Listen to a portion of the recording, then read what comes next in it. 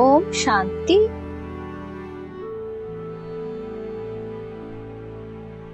இருபத்தி 7/2/2025. இனிமையான குழந்தைகளே, சத்தியத்தின் சங்கம் ஞான மார்க்கத்தில் தான் ஏற்படுகிறது. இப்போது நீங்கள் சத்திய பாபாவின் சங்கத்தில் அமர்ந்திருக்கிறீர்கள். பாபாவின் நினைவில் அமர்வது என்றால் சத் சங்கம் செய்வதாகும். கேள்வி: சத் சங்கத்தின் அவசியம் குழந்தைகளாகிய உங்களுக்கு இப்போதுதான் உள்ளது, ஏன்? பதில்: ஏனென்றால் தமோ பிரதானமான ஆத்மா ஒரு சத்தியமான தந்தை, சத்தியமான குருவின் சங்கத்தால் தான் சத்தோ பிரதானமாக, அதாவது கருப்பிலிருந்து வெள்ளையாக ஆக முடியும். சத் சங்கத்தினால் அன்றி பலமற்ற ஆத்மா பலவான் ஆக முடியாது. பாபாவின் சங்கத்தினால் ஆத்மாவிற்குள் தூய்மையின் பலம் வந்து விடுகின்றது. 21 பிறவிகளுக்கு அவரது துன்பம் விலகி விடுகின்றது. அதாவது படகு அக்கறை சேர்கின்றது. ஓம் சாந்தி. குழந்தைகள் சத் சங்கத்தில் அமர்ந்திருக்கிறீர்கள். இந்த சத்தியமான சங்கத்தில் கல்ப கல்பமாக சங்கம யுகத்தில் தான் குழந்தைகள் அமர்கின்றனர். உலகமோ இதை அறிந்து கொள்ளவில்லை. அதாவது சத்தியத்தின் சங்கம் என சொல்லப்படுவது எது? சத் சங்கம் என்ற பெயர் அவிநாசியாக பல காலமாக இருந்து வந்துள்ளது. பக்தி மார்க்கத்திலும் சொல்கின்றனர், நாங்கள் இன்ன சத் சங்கத்திற்கு செல்கின்றோம். இப்பொழுது உண்மையில் பக்தி மார்க்கத்தில் யாரும் சத் சங்கத்திற்கு செல்வதில்லை. சத் சங்கம் இருப்பது ஞான மார்க்கத்தில்தான். இப்போது நீங்கள் சத்தியத்தின் சங்கத்தில் அமர்ந்திருக்கிறீர்கள். ஆத்மாக்கள் சத்தியமான பாபாவின் சங்கத்தில் அமர்ந்திருக்கிறார்கள். வேறு எந்த ஒரு இடத்திலும் ஆத்மாக்கள் பரம்பிதா பரமாத்மாவின் சங்கத்தில் அமர்வதில்லை. தந்தையை அவர்கள் அறிந்து கொள்ளவில்லை. நாங்கள் சத் சங்கத்திற்கு செல்கிறோம் என சொல்லலாம் என்ற போதிலும் அவர்கள் தேக அபிமானத்தில் வந்து விடுகிறார்கள். நீங்கள் தேக அபிமானத்தில் வரமாட்டீர்கள். நீங்கள் புரிந்து கொண்டிருக்கிறீர்கள், நான் ஆத்மா சத்தியமான பாபாவின் சங்கத்தில் அமர்ந்துள்ளேன். வேறு எந்த ஒரு மனிதனும் சத்தியமான சங்கத்தில் அமர முடியாது. சத்தியத்தின் சங்கம் இந்த பெயரும் கூட இப்போதுதான். சத்தியத்தின் சங்கம், இதன் யதார்த்த ரீதியிலான அர்த்தம் பாபா அமர்ந்து புரிய வைக்கிறார்.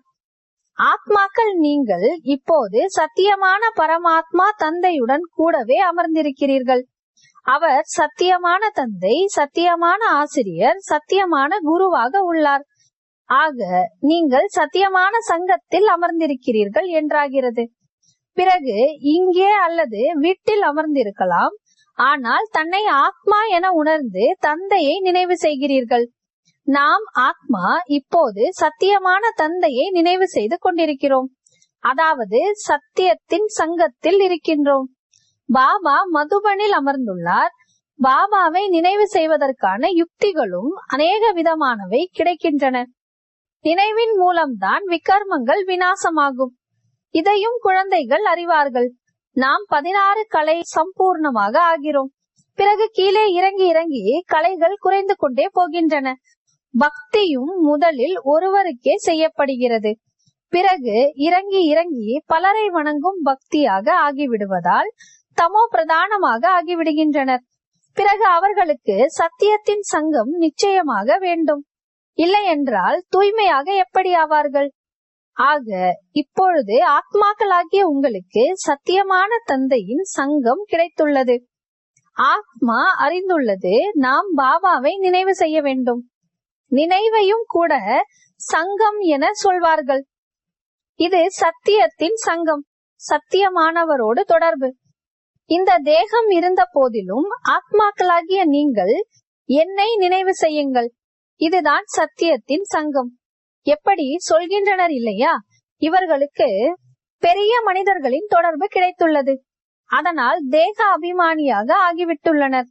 இப்போது உங்களுடைய சங்கம் சத்தியமான பாபாவுடன் உள்ளது.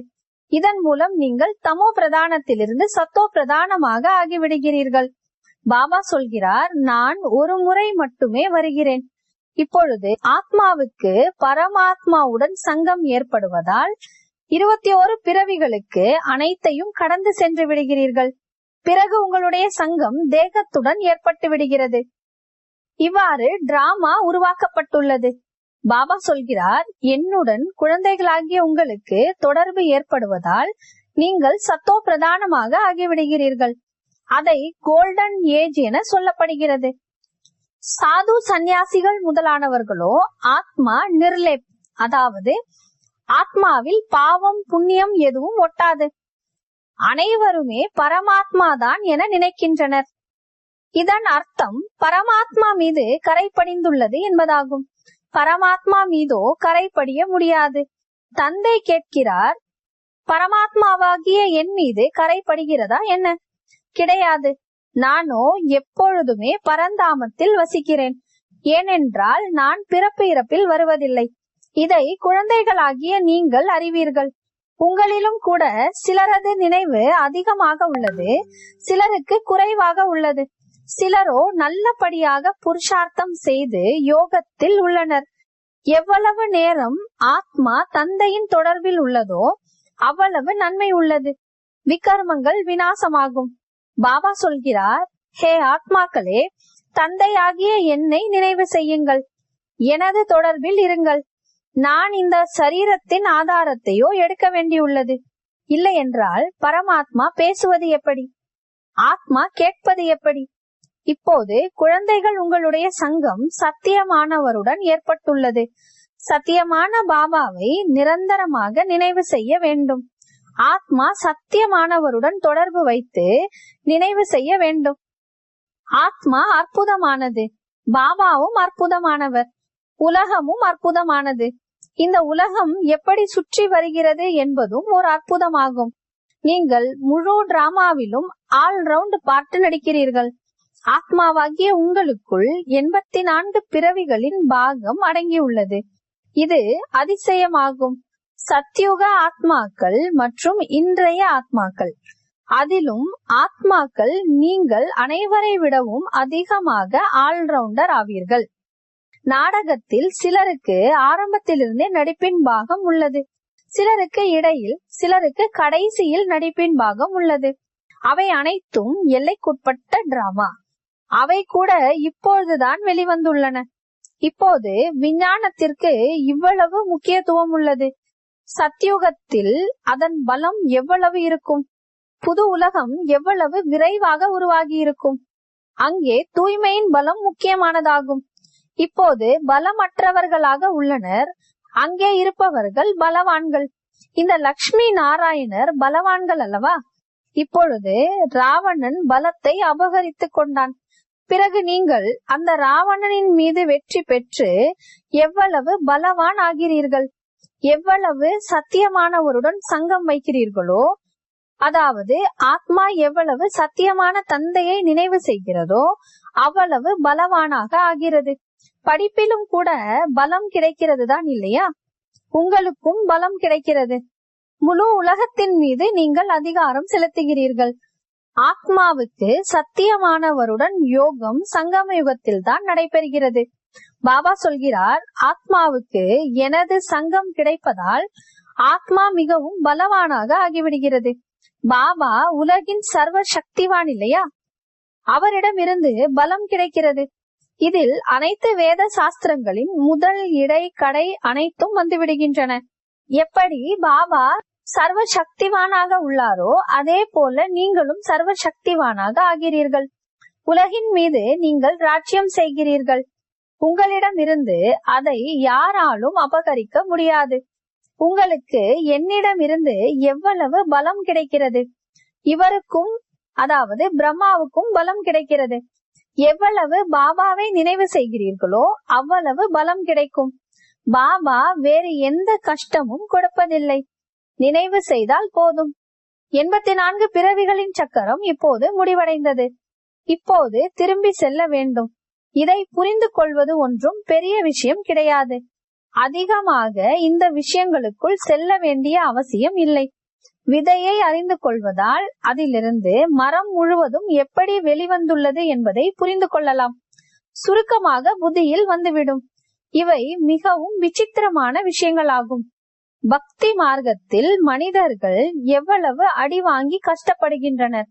முயற்சி செய்கின்றனர், எதுவும் கிடைப்பதில்லை. பிறகு பாபா வந்து உங்களை உலகத்தின் எஜமானராக ஆக்குகிறார். நாம் யோக பலத்தினால் உலகத்தின் எஜமானராக ஆகிறோம். இந்த புருஷார்த்தத்தையே செய்ய வேண்டும். பாரதத்தின் யோகம் பிரசித்தி பெற்றது. யோகத்தினால் உங்கள் ஆயுள் எவ்வளவு அதிகமாகிறது, சத்தியமானவரின் சங்கத்தினால் எவ்வளவு நன்மை ஏற்படுகிறது. ஆயுளும் நீளமாகிறது, மேலும் உடலும் நோயற்றதாக ஆகிவிடுகிறது. இந்த அனைத்து விஷயங்களும் குழந்தைகளாகிய உங்கள் புத்தியில் பதிய வைக்கப்படுகிறது. பிராமணர்களாகிய உங்களை தவிர வேறு யாருக்கும் சத்தியமானவரோடு சங்கம் கிடையாது. நீங்கள் பிரஜாபிதா பிரம்மாவின் குழந்தைகள், தாத்தாவின் சிவபாபாவின் பேரப்பிள்ளைகள். ஆக இவ்வளவு குஷி இருக்க வேண்டும் இல்லையா? நாம் தாத்தாவின் பேரப்பிள்ளைகள், ஆஸ்தியும் தாத்தாவிடமிருந்து கிடைக்கிறது. இதுவே நினைவு யாத்திரை ஆகும். புத்தியில் இதே சிந்தனை ஓடிக்கொண்டிருக்க வேண்டும். அந்த சத்சங்கங்களிலோ ஒரு பக்கமாக சென்று அமர்கின்றனர். இங்கே அந்த விஷயம் கிடையாது. ஒரே இடத்தில் அமர்வதால் தான் சத்தியமானவரின் சங்கம் என்று ஆகிவிடாது. எழும்போதும் அமரும் பொழுதும் அவரை நினைவு செய்வோமே ஆனால் நாம் சத்தியமானவரின் சங்கத்தில் இருக்கிறோம் என்றாகும். நினைவு செய்யவில்லை என்றால் தேக அபிமானம் உள்ளது. தேகமோ உண்மை அல்லாத பொருள் இல்லையா? தேகத்தை சத்தியம் என சொல்ல மாட்டார்கள். தேகமோ ஜட பொருள், 5 தத்துவங்களால் ஆனது. அதில் ஆத்மா இல்லையெனில் அசைவு இருக்காது. மனிதர்களின் சரீரத்திற்கோ மதிப்பே கிடையாது. சௌபாகியமோ ஆத்மாவிற்கு தான் கிடைக்கும். நான் இன்னார் என்று ஆத்மாதான் சொல்கிறது இல்லையா? பாபா சொல்கிறார், ஆத்மாவோ எப்படி ஆகிவிட்டது? முட்டை, ஆமை, மீன் அனைத்தையும் சாப்பிட்டு விடுகிறது. ஒவ்வொருவரும் பஸ்மாசுரனாக உள்ளனர். தன்னை தானே பஸ்பம் செய்து கொள்கின்றனர். எப்படி? காம சிதையில் அமர்ந்து ஒவ்வொருவரும் தன்னை பஸ்பம் செய்து கொண்டுள்ளனர் என்றால் பஸ்மாசுரன் ஆகின்றனர் இல்லையா? இப்போது நீங்கள் ஞான சிதையில் அமர்ந்து தேவதா ஆகிறீர்கள். முழு உலகும் காம சிதையில் அமர்ந்து பஸ்பம் ஆகிவிட்டுள்ளது. தமோ பிரதானமாக கருப்பாக ஆகிவிட்டுள்ளது. பாபா வருகிறார் குழந்தைகளை கருப்பிலிருந்து வெள்ளையாக்குவதற்காக. ஆக தந்தை குழந்தைகளுக்கு புரிய வைக்கிறார், தேக அபிமானத்தை விட்டு தன்னை ஆத்மா என உணருங்கள். குழந்தைகள் பள்ளிக்கூடத்தில் படிக்கின்றனர். பிறகு படிப்போ வீட்டில் இருந்தாலும் புத்தியில் உள்ளது இல்லையா? இதுவும் உங்களுடைய புத்தியில் இருக்க வேண்டும். இது உங்களுடைய மாணவ வாழ்க்கை. நோக்கம், குறிக்கோள் நமக்கு உள்ளது. எழும் பொழுதும் அமரும் பொழுதும் நடமாடும் பொழுதும் புத்தியில் இந்த ஞானம் இருக்க வேண்டும். இங்கே குழந்தைகள் வருகின்றனர், புத்துணர்ச்சி பெறுகின்றனர், யுக்திகள் புரிய வைக்கப்படுகின்றன. இப்படி செய்யுங்கள் என்று. உலகத்தில் ஏராளமான சத்சங்கங்கள் உள்ளன. எவ்வளவு மனிதர்கள் வந்து ஒன்று சேர்கின்றனர். உண்மையில் அது சத்சங்கமே இல்லை. சத்தியத்தின் சங்கமோ இப்போது குழந்தைகளாகிய உங்களுக்கு தான் கிடைக்கிறது. பாபா வந்து சத்தியுகத்தை ஸ்தாபனை செய்கிறார். நீங்கள் எஜமானர் ஆகிவிடுகிறீர்கள். தேக அபிமானம் அல்லது பொய்யான அபிமானத்தினால் நீங்கள் கீழே விழுந்து விடுகிறீர்கள். சத்தியத்தின் சங்கத்தினால் உயர்ந்து செல்கிறீர்கள். அரை கல்பமாக நீங்கள் பலனை அனுபவிக்கிறீர்கள். அங்கேயும் கூட உங்களுக்கு சத்தியத்தின் சங்கம் உள்ளது என்பது கிடையாது. எப்போது 2 வகையானது உள்ளதோ அப்போது சத்தியத்தின் சங்கம் பொய்யான சங்கம் என சொல்லப்படுகிறது. சத்தியமான தந்தை எப்போது வருகிறாரோ அப்போது அவரே வந்து அனைத்து விஷயங்களையும் புரிய வைக்கிறார். எதுவரை அந்த சத்தியமான தந்தை வரவில்லையோ அதுவரை யாரும் தெரிந்து கொள்வதும் இல்லை. இப்போது பாபா குழந்தைகளாகிய உங்களுக்கு சொல்கிறார், ஹே ஆத்மாக்களே, என்னுடன் தொடர்பு வையுங்கள். உங்களுக்கு கிடைத்துள்ள தேகத்தின் தொடர்பிலிருந்து விடுபட்டு விடுங்கள். தேகத்தின் சங்கம் சத்தியுகத்திலும் இருக்கும். ஆனால் அங்கே நீங்கள் தூய்மையாக இருப்பீர்கள். இப்போது நீங்கள் சத்தியமானவரின் சங்கத்தின் மூலம் தூய்மையற்றதிலிருந்து தூய்மையாக ஆகிறீர்கள். பிறகு ஷரீரமும் சத்தோ பிரதானமாக கிடைக்கும். ஆத்மாவும் சத்தோ பிரதானமாக இருக்கும். இப்போதோ உலகமும் கூட தமோ பிரதானமாக உள்ளது. உலகம் புதியதாகவும் பழையதாகவும் ஆகிறது. புதிய உலகத்தில் நிச்சயமாக ஆதி சனாதன தேவி தேவதா தர்மம் இருந்தது. இன்று அந்த தர்மத்தை மறைத்து ஆதி சனாதன இந்து தர்மம் என சொல்கின்றனர். குழம்பி போயுள்ளனர்.